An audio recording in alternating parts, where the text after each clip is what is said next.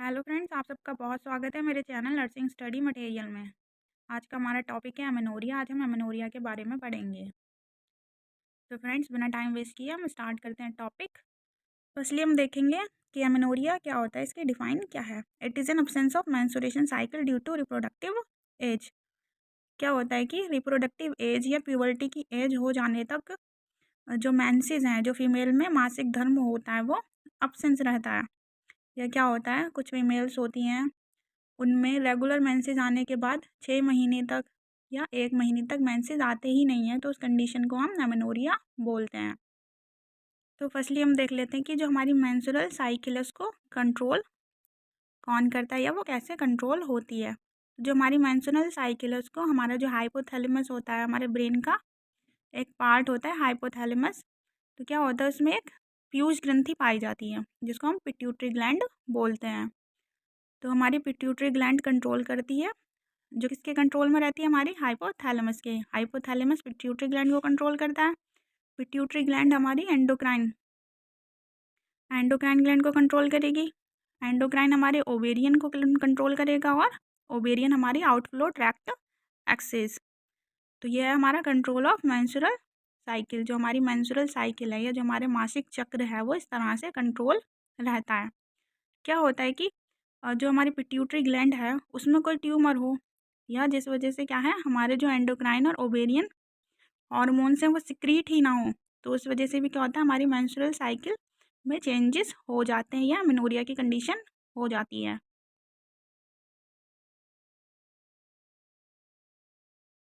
Next हम बात करेंगे क्लासिफिकेशन की। जो एमेनोरिया है उसको किस तरह क्लासीफाई किया गया है। तो मैंने आपको बताया था कि अब्सेंस और abnormal cessation of the menses is called amenorrhoea. मासिक चक्र का नहीं होना या पीरियड्स का नहीं होना या बिल्कुल ही सिजेशन हो जाना क्या कहलाता है, हमारा एमेनोरिया कहलाता है। ये हमारा 2 टाइप का होता है। 2 टाइप्स में हमने डिवाइड किया है इसको, फिजियोलॉजिकल एमेनोरिया और पैथोलॉजिकल एमेनोरिया। फिजियोलॉजिकल एमेनोरिया में आता है हमारा प्री प्यूबर्टी, प्रेगनेंसी रिलेटेड और मेनोपॉज।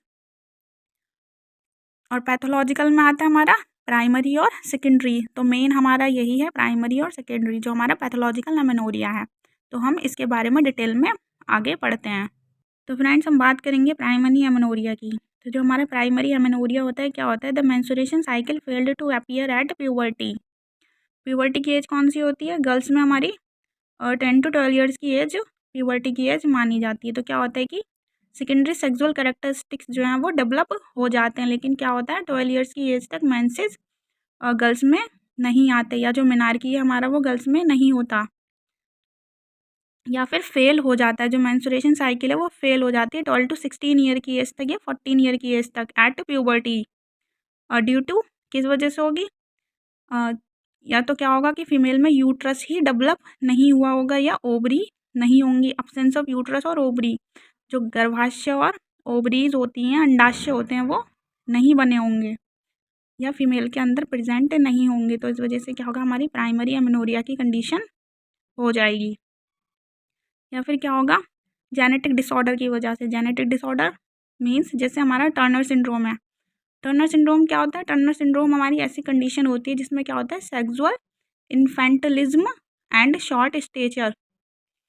जो टर्नर सिंड्रोम के फीचर्स होते हैं उसमें क्या होता है, सेक्सुअल इन्फेंटिलिज्म होता है। सेक्सुअल इन्फेंटिलिज्म का मीन्स क्या होता है, permanent lack of sexual development. जो सेक्सुअल डेवलपमेंट होता है वो परमानेंटली हुआ ही नहीं होता, या सेक्सुअल डेवलपमेंट प्रेजेंट ही नहीं होता, या सेक्सुअल डेवलपमेंट के फीचर्स डेवलप ही नहीं होते हैं, परमानेंटली लैक होता है। तो उसी को हम सेक्सुअल इन्फेंटिलिज्म बोलते हैं। सेकंड हमारा इसमें हार्मोनल इम्बैलेंस की वजह से होगा। हार्मोनल इम्बैलेंस होगा तब भी क्या होगा, एमेनोरिया की कंडीशन हो जाएगी। और शॉर्ट स्टेचर, टर्नर सिंड्रोम में क्या होता है, शॉर्ट स्टेचर होता है।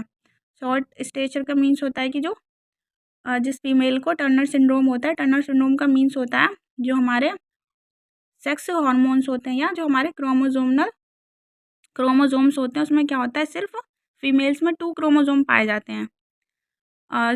एक्स क्रोमोजोम होते हैं फीमेल्स में, जिसमें क्या होता है कि जिसको टर्नर सिंड्रोम की कंडीशन होती है उसमें सिर्फ एक ही एक्स क्रोमोजोम होता है। और क्या होता है, मिसिंग और इनकम्प्लीट सेक्स हार्मोन, इसी को हम मिसिंग और इनकम्प्लीट सेक्स हार्मोन बोलते हैं।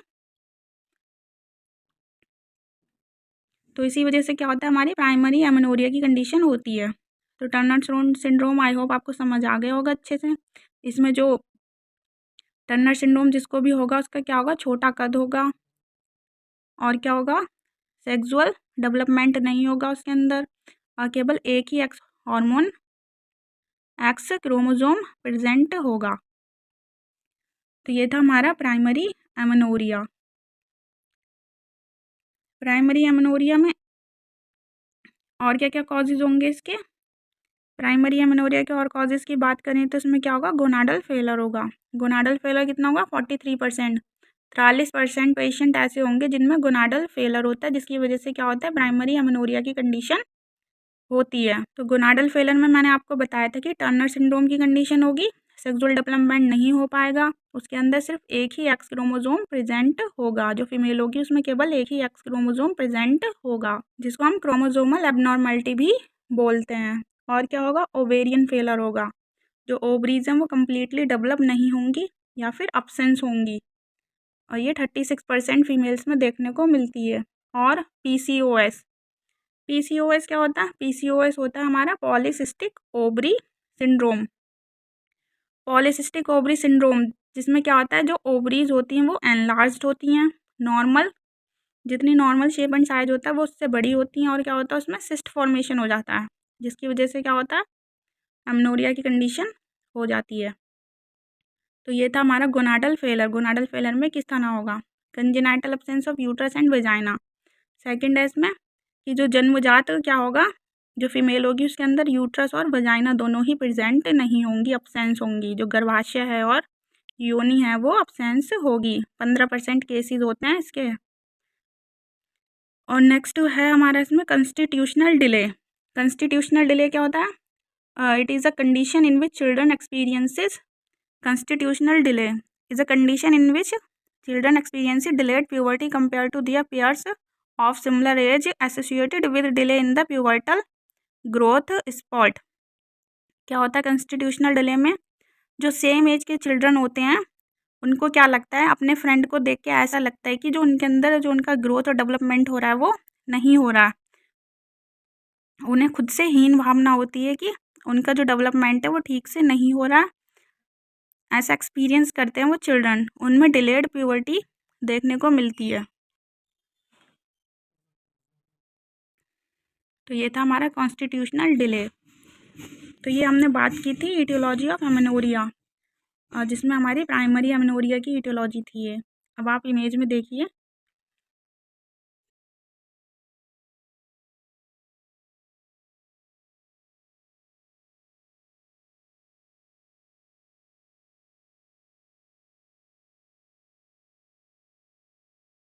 नेक्स्ट हम बात करेंगे सेकंड टाइप की, secondary amenorrhea. Secondary amenorrhea is the absence of menstrual periods for 6 month. 6 महीने के लिए जो मासिक चक्र है वो बंद हो जाता है in a women who has previously been regular, जिसको पहले रेगुलर मेंसेस हो रहे थे, अब उसको 6 मंथ के लिए क्या होता है, जो मेंसेस है वो आना बंद हो जाता है, या मासिक चक्र रुक जाता है उसका 6 महीने तक या फिर 1 साल तक, 12 महीने तक, in a women who irregular periods without any physiological reason, जिसमें कोई फिजियोलॉजिकल रीज़न नहीं होता। तो ये आता है हमारा सेकेंडरी एमेनोरिया में। अब हम इसकी ईटियोलॉजी देखेंगे कि ये किस वजह से कॉज होता है। तो जो हमारा सेकेंडरी एमेनोरिया है इसमें क्या होगा, एक्सेसिव एक्सरसाइज। कोई भी वुमेन है अगर ज़्यादा एक्सरसाइज करती है तो इस वजह से भी क्या होता है, एमेनोरिया की कंडीशन हो जाती है, उसके मेंसेस रुक जाते हैं। और ovarian pituitary tumour and thyroid disease, अगर किसी फीमेल को ओवेरियन या पिट्यूटरी ट्यूमर है, कोई गांठ है, तो उस वजह से भी क्या होगा, उसके जो मेंसेस हैं वो इरेगुलर हो जाएंगे या बिल्कुल ही बंद हो जाएंगे। थायराइड डिसीज़ की वजह से भी जो है मेंसेस आना बंद हो जाते हैं। ज़्यादा डिप्रेशन में रहती है फीमेल तो इस वजह से भी क्या होता है, उसके जो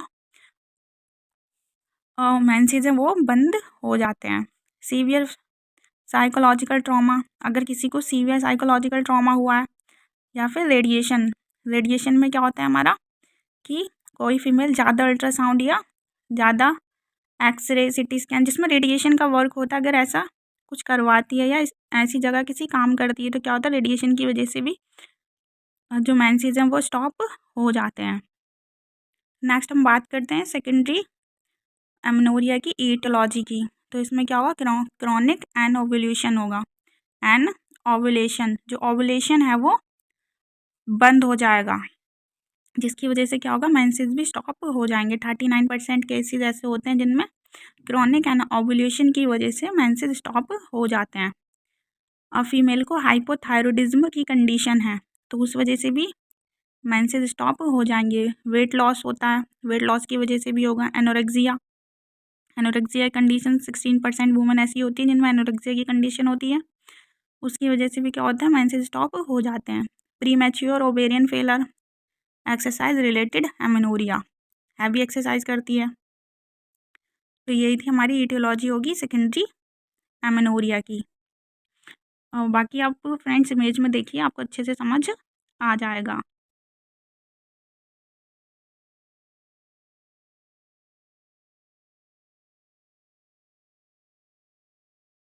नेक्स्ट हम बात करेंगे डायग्नोस्टिक इवैल्यूएशन की। तो डायग्नोस्टिक इवैल्यूएशन में हमें क्या करना है, फर्स्टली हमें हिस्ट्री कलेक्शन करना है। हिस्ट्री कलेक्शन में हम क्या करेंगे कि हमें पेशेंट से डेटा लेना है, उससे पूछना है कि आपको किस वजह से मेंसेस स्टॉप हुए हैं, कहीं वो प्रेग्नेंट तो नहीं है। इस वजह से अगर वो प्रेग्नेंट होगी तब भी क्या होगा, मेंसेस स्टॉप हो जाएंगे। या उसको कोई पिट्यूटरी ट्यूमर, पिट्यूटरी में कैंसर या ओवेरियन कैंसर या सिस्ट तो नहीं है, उस वजह से भी क्या होता है, मेंसेस स्टॉप हो जाते हैं। तो फर्स्टली हम हिस्ट्री कलेक्शन करेंगे, देन उसके बाद हमें उसका फिजिकल एग्जामिनेशन करना है, और उसके बाद हमें प्रेगनेंसी टेस्ट करना है। प्रेगनेंसी टेस्ट हम क्यों करेंगे कि हो सकता है कि वो प्रेग्नेंट हो, तो इस वजह से जो है उसके जो मासिक धर्म है वो बंद हो गए हों।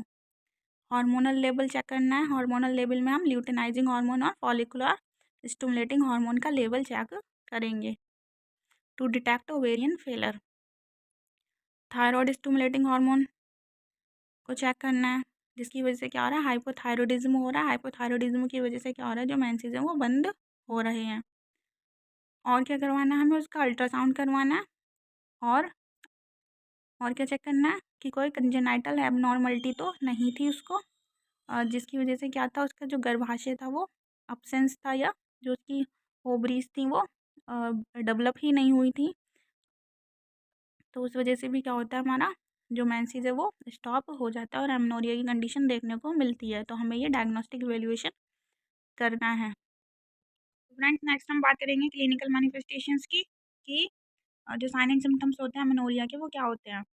तो फर्स्ट इसमें हेयर लॉस देखने को मिलेगा। क्या होगा, जिनमें एमनोरिया की कंडीशन होगी उनका बहुत ज़्यादा हेयर लॉस होगा, बहुत बाल झड़ेंगे, उनको हेडेक होगा, विज़न चेंजेस होंगे। विज़न चेंजेस में ब्लड विज़न होगा, पेशेंट को धुंधला दिखेगा या फिर बिल्कुल ही दिखना बंद हो जाएगा। एक्सेस फेशियल हेयर, फेस पे क्या होगा, बहुत ज़्यादा हेयर ग्रोथ होने लगेगी। पेल्विक पेन रहेगा, एक्ने और पिंपल की कंडीशन हो जाएगी। वजाइनल ड्राइनेस, जो वजाइना है वो ड्राई होगी, इचिंग होगी, इरिटेबिलिटी होगी। और जो सेकेंडरी, जिनमें सेकेंडरी एमनोरिया होता है उनमें क्या होगा, निपल डिस्चार्ज होगा, निपल से डिस्चार्ज होगा। और क्या देखने को मिलेगा इसमें, वेट गेन होगा। एमनोरिया में क्या होता है, बहुत ज़्यादा वेट गेन होता है, ओबेसिटी हो जाएगी, मोटापा देखने को मिलेगा। एमनोरिया नहीं होगा तो क्या होगा, एक मेन साइन एंड सिम्टम क्या दिखेगा उसमें, इनफर्टिलिटी, बेबी को कंसीव नहीं कर पाएगी, इनफर्टिलिटी की कंडीशन हो जाएगी। और हार्मोनल चेंजेस होंगे, बहुत ज़्यादा चिड़चिड़ी रहेगी फीमेल। और क्या होगा, उसको खुद में हीन भावना लगेगी ऐसी, उसका मूड स्विंग होगा, बहुत ज़्यादा खुश हो जाएगी, कभी कभी बहुत ज़्यादा दुखी हो जाएगी। तो ये जो है हमारे क्लिनिकल मैनिफेस्टेशंस हैं एमेनोरिया के। आई होप आपको समझ आया होगा। नेक्स्ट हम बात कर लेते हैं मैनेजमेंट की, कि जिन फीमेल्स में एमेनोरिया की कंडीशन हो जाती है उनको क्या मैनेजमेंट प्रोवाइड किया जाता है, क्या मेडिकल मैनेजमेंट प्रोवाइड करते हैं। तो फर्स्टली हमें हार्मोनल रिप्लेसमेंट थेरेपी, जो फीमेल्स उनको हार्मोनल रिप्लेसमेंट थेरेपी प्रोवाइड करनी है टू रेगुलेट साइकिल को रेगुलेट करने के लिए। और जो ट्यूमर है, ट्यूमर की वजह से क्या हो रहा है, पिट्यूटरी ट्यूमर है, ओवेरियन ट्यूमर है, तो उसको सर्जरी करा के रिमूव करवाना है। और जो अंडरलाइंग कॉजेज हैं उनको ट्रीट करना है। न्यूट्रिशनल, हमें बोलना है फीमेल को कि अच्छे से अपनी डाइट को प्लान करे, अच्छा न्यूट्रिशनल फूड ले, हेल्दी फूड ले, एक्सरसाइज करे, साइकोलॉजिकल जो उसको स्ट्रेस और एंजाइटी है, डिप्रेशन है, उसको रिड्यूस करे, हैप्पी रहे। और उसको काउंसलिंग करनी है कि किस तरह से अपने वेट को रिड्यूस करना है, किस तरह से अपने वेट को गेन करना है, और न्यूट्रिशनल सप्लीमेंट में क्या लेना है, ये सब हमें उसको बताना है। तो फ्रेंड्स, ये था आज का हमारा टॉपिक एमेनोरिया। आई होप आपको बहुत अच्छे से समझ आया होगा। So please like and subscribe the channel. Thank you so much.